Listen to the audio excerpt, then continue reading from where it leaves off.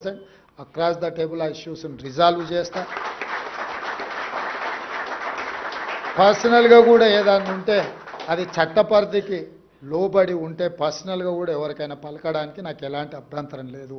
చట్టాన్ని ఉల్లంఘించి పర్సనల్గా ఎవరికైనా ఉపయోగపడాలంటే అది నా దగ్గర కుదరదు. ఇప్పటికే మీకు అవగాహన వచ్చి ఉండొచ్చు. నేను నియమిస్తున్న అధికారులను కానీ నేను తీసుకుంటున్న నిర్ణయాలను కానీ ఇంతవరకు నేను అధికారులు ఎవరికైతే అవకాశం వచ్చిందో ఎవ్వరూ నన్ను కలవలేదు, నన్ను అడగలేదు, అంత ధైర్యం ఎవరు చేయలేదు. నేనే కష్టపడే అధికారులు, రాష్ట్ర నిర్మాణంలో ఉపయోగపడే అధికారులు, ట్రాన్స్పరెంట్గా పరిపాలన అందిస్తారు,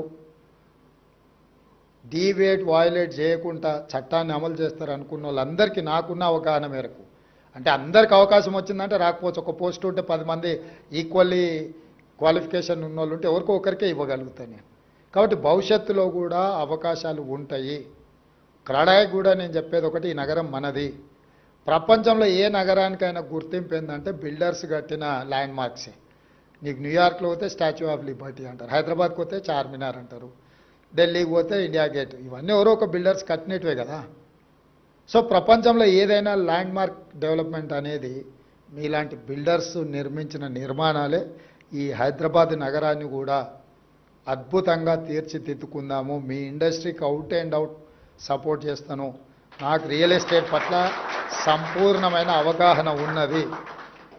నాకు రాజకీయంతో పాటు ఇంకొక ఫీల్డ్లో ఏమన్నా కొంత అవగాహన ఉందంటే అది real estate and construction. So నాకు అవగాహన లేదని అనుకోకండి. నిర్ణయాలు చేసే ముందు ఆచితూచి కొంచెం దీర్ఘకాలికంగా ఉపయోగపడే నిర్ణయం తీసుకోవాలనే విధానంలో ముందుకు వెళ్తున్నాం. తొందరలో మీకు కావాల్సిన పనులు మీరు ఏమైనా చెప్పదలుచుకున్నా డెఫినెట్గా మా పేషీ అధికారులు అందుబాటులో ఉంటారు. నేను అప్పుడు అమాసకో పుణ్యానికో కనిపించటోని కాదు, ప్రతిరోజు కనిపిస్తా, ప్రతిరోజు కలుస్తా. కాబట్టి మీ అందరికీ మా అధికారులకు కూడా ముఖ్యంగా నాగిరెడ్డిని నేను అభినందిస్తున్నా. కనీసం ఇనిషియేట్ చేసి మిమ్మల్ని అందరినీ కోఆర్డినేట్ చేసి వాళ్ళకంటూ గుర్తింపు ఉండే ఒక భవనాన్ని నిర్మించుకున్నా. అట్లీస్ట్ ఫైర్ డిపార్ట్మెంట్ ఏడుందంటే ఇప్పుడు ఒక అడ్రస్ దొరికింది.